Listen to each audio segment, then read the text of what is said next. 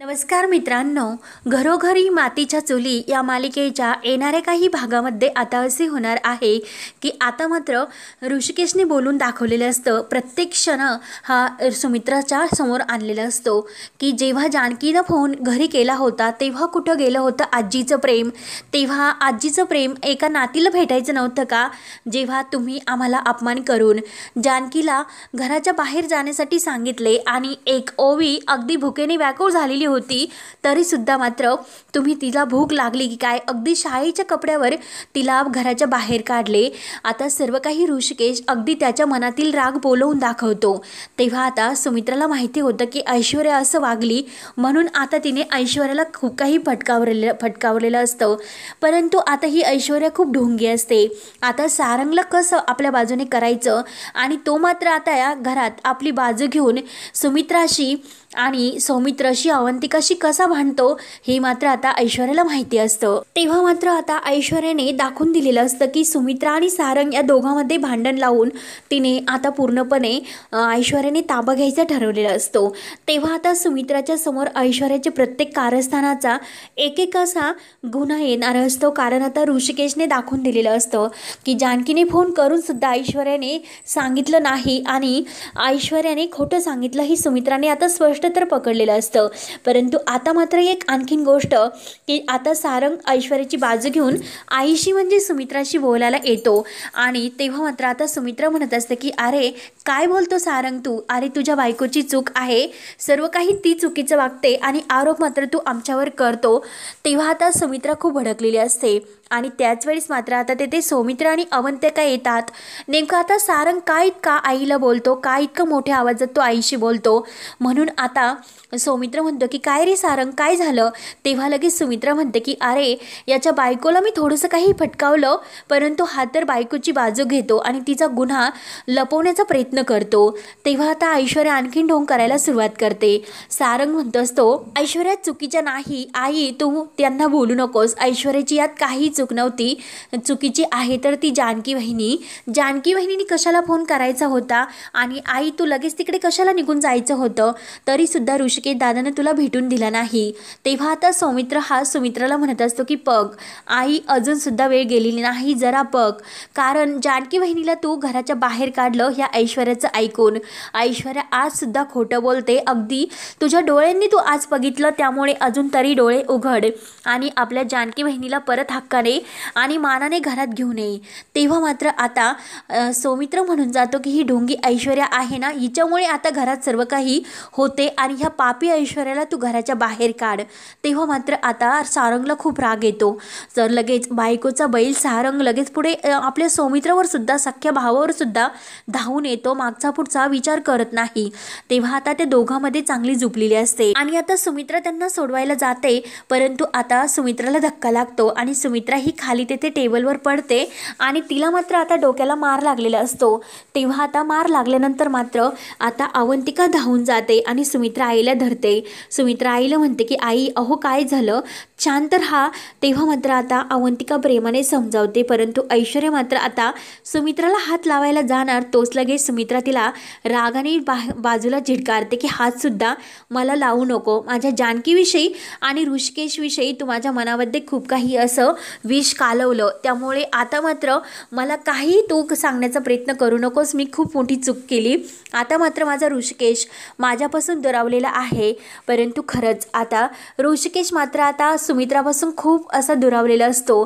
तर इकडे ऋषिकेश मात्र आता सयाजी पाटलांच्या तिकडे वाड्यावर आलेला असतो आणि आता सयाजी पाटलांना कशी भीती दाखवायची आणि त्याचा कसा बदला घ्यायचा हे आता ऋषिकेशने पूर्णपणे म्हणजे आखलेलं असतं. आणि आता सयाजी पाटील चक्क गाडीमध्ये बसणार तोच आता ड्रायव्हर म्हणून ऋषिकेश हा गाडी चालवायला बसतो आणि आता त्या सयाजी पाटलाला चांगला धमकावतो की आता मात्र यापुढे बघत राहा की नक्की काय होतं, कारण हा ऋषिकेश एक शेतकऱ्याचा हात आहे आणि या हाताने एक तण लावता सुद्धा येतं आणि उपटलेलं तण हे जे नको असलेलं तण आहे ते उपटून फेकून सुद्धा देता येतं. तेव्हा मात्र ऋषिकेश म्हणत असतो की तू मला मारण्याचा प्रयत्न केला, तुझ्या मुलीने सुद्धा आम्हाला घराच्या बाहेर काढलं आणि आमच्या नानांची तुमच्यामुळे आज ही अवस्था झाली, त्यामुळे मी मात्र आता तुम्हाला नाही सोडू शकत.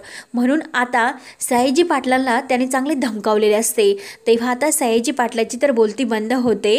आता ऋषिकेशने इतकं काही सयाजीरावाला धमकावलेलं असतं की आमच्या रणदिवे फॅमिलीच्या मध्ये तू हात टाकला आणि आमची फॅमिली पूर्णपणे तोडण्याचा प्रयत्न केला, तोच तुझा हात मी कसा तोडतो ते तू बघतच राहा।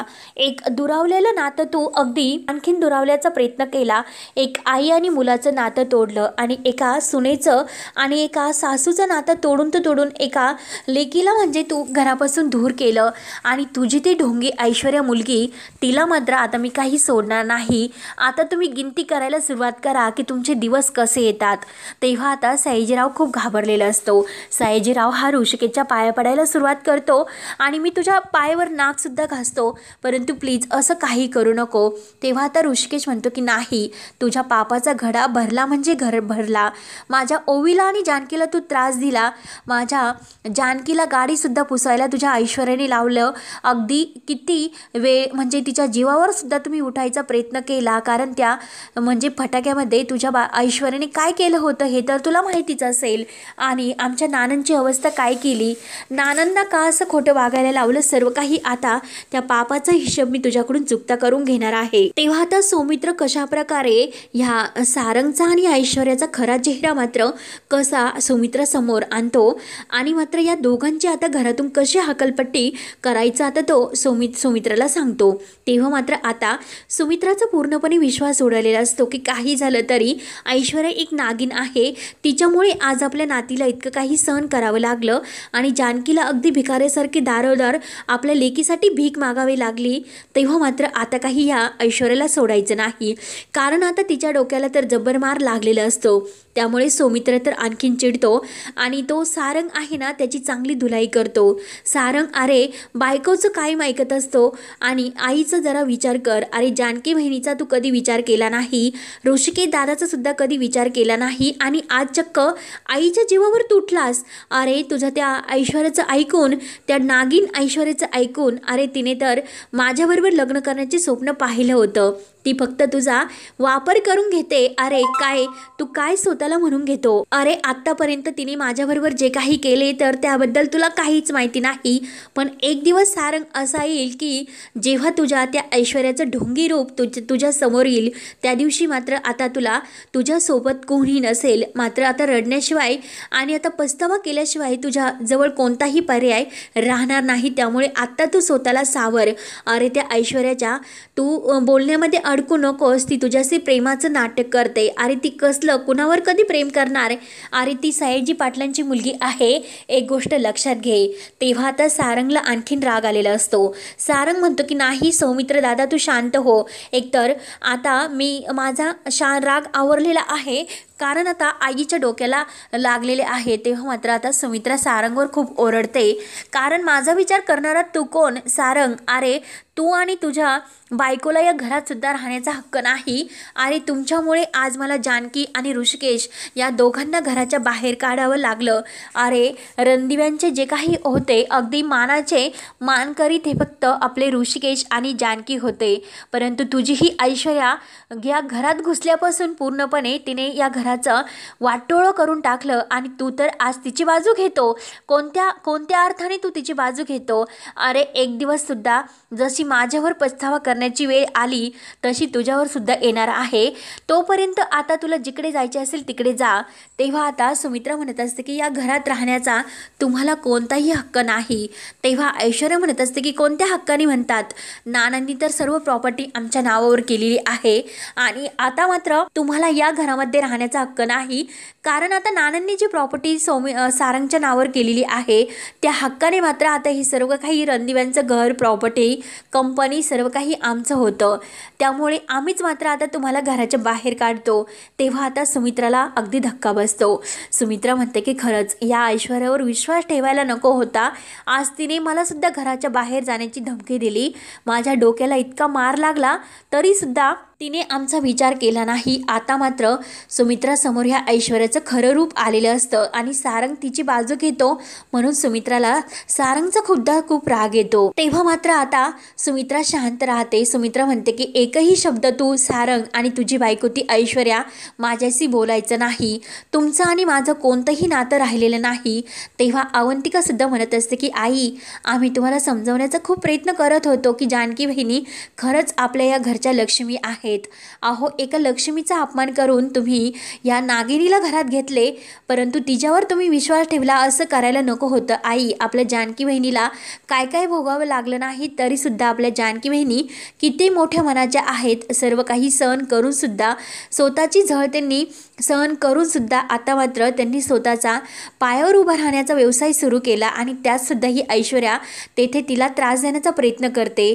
जानकी बहिणीची काहीही चूक नसताना आज मात्र त्या ऋषिकेश दादावर इतकं मोठं संकट आलं, कारण आता जानकीने सौमित्राला सांगितलेलं असतं की आता ऋषिकेशला मारण्याचा सुद्धा त्या सयाजीरावाने प्लॅन केलेला असतो। कारण आता सौमित्राने विचारलेलं असतं की जानकी बहिणी अगं दादा कुठे गेला, तेव्हा तर जानकीने सांगितलेलं असतं की सयाजी पाटलांचा जाब विचारायला। कारण म्हणजे माझ्यावर अशी परिस्थिती का आली, कारण ऋषिकेशला जेव्हा म्हणजे मारायचा प्लॅन त्यांनी केला होता आणि मी नानांना भेटून घराच्या बाहेर अंगणातून जात होते, तेव्हा मात्र तो सयाजी आणि ऐश्वर्या हे एकमेकांशी बोलत होता की त्या ऋषिकेशचा आता खेळ संपला, त्यांनी ऋषिकेशला मारण्यासाठी गुंड पाठवलेत, त्यामुळे आता मात्र नाही तर ऋषिकेश तिकडे गेलेले आहेत। तेव्हा लगेच आता सौमित्र जेव्हा घरी येतो, परंतु आता मात्र त्या ऐश्वर्याचे पूर्ण काही कारस्थान तो सारंगसमोर आणतो। कारण सारंगला म्हणत असतो की अरे, तुझी ही बायको, त्याच्या बायकोच्या त्या बापाने, आपल्या सडक्या बापाने ऋषिकेश दादाला सुद्धा मारण्याचा प्रयत्न केला। जानकी बहिणीची आणि ऋषिकेश दादाची काही चूक नसताना आज मात्र त्यांच्यावर जी परिस्थिती ओढवली ती केवळ ह्या सारंग आणि ऐश्वर्यामुळे, त्यामुळे आता मात्र यांना घरात राहण्याचा कोणताही हक्क नाही। तेव्हा आता त्यांना आता सारंग आणि ऐश्वर्या दोघांना मात्र सुमित्रा आणि सौमित्र घराच्या बाहेर काढणार असतात आणि याच वेळेस मात्र आता नाना सुद्धा अगदी सत्याचा उलगडा करणार असतात। कारण आता नानांनी सर्व काही प्रॉपर्टीचे पेपर त्या देवघरात ठेवलेले असतात आणि आता जानकीने जेव्हा आपलं तो व्यवसाय सुरू केलेला असतो की ती वॉशिंग पावडर विकण्याचं, त्यात तिला अगदा पैसे मिळायला सुरुवात होतात, परंतु आता मात्र इकडे ऋषिकेश मात्र त्या सयाजी पाटलांना घेऊन एका ठिकाणी गेलेला असतो, अशा अनोख्या ठिकाणी घेऊन गेलेला असतो आणि त्याची चांगली धुलाई तो करतो आणि त्याने जे काही कारस्थान केलं ते सर्व शेतकऱ्यांसमोर तो कबूल करून घेतो की आत्तापर्यंत तो कसा खोटा वागला, काय काय केलं, हे सर्व काही तो शेतकऱ्यांसमोर कबूल करून घेतो। आणि आता त्या सयाजी पाटलांचे गुन्हे आता त्याने कबूल करून घेतल्यानंतर मात्र त्याला आता पूर्णपणे अशी म्हणजे जेलमध्ये जाण्याची त्याची वेळ आलेली आहे, कारण त्याने जो गुन्हा केलेला आहे ऋषिकेशला मारण्याचा, म्हणून आता तो ऋषिकेश म्हणत असतो की किती काही झालं तरी मी तुला सोडणार नाही, असे तो म्हणत असतो। तेव्हा आता सयाजी पाटलांची अशी मारून मारून अवस्था केलेली असते की ऋषिकेशला जसं त्याने मारलेलं असतं तर आत्तापर्यंत प्रत्येक गोष्टीचा बदला त्याने घेतलेला असतो। आणि आता लवकरच ऐश्वर्याची सुद्धा या रणदिव्यांच्या फॅमिलीतून सुमित्रा हकालपट्टी करणार असते आणि सारंगची सुद्धा। सारंगला आता ऐश्वर्याचं खरं रूप समोर येऊन सर्व सत्याचा उलगडा होणार असतो आणि सारंगला जेव्हा आता ही सर्व सत्य समजणार असतो तर सारंग स्वतः ह्या ऐश्वर्याची असलेले संबंध तोडून तिला घराच्या बाहेर काढण्यासाठी त्याने मदत केलेली असते। तेव्हा आता पुढे काय काय होत राहणार हे पाहण्यासाठी आपल्या चॅनलला नक्की सबस्क्राईब करत राहा। धन्यवाद।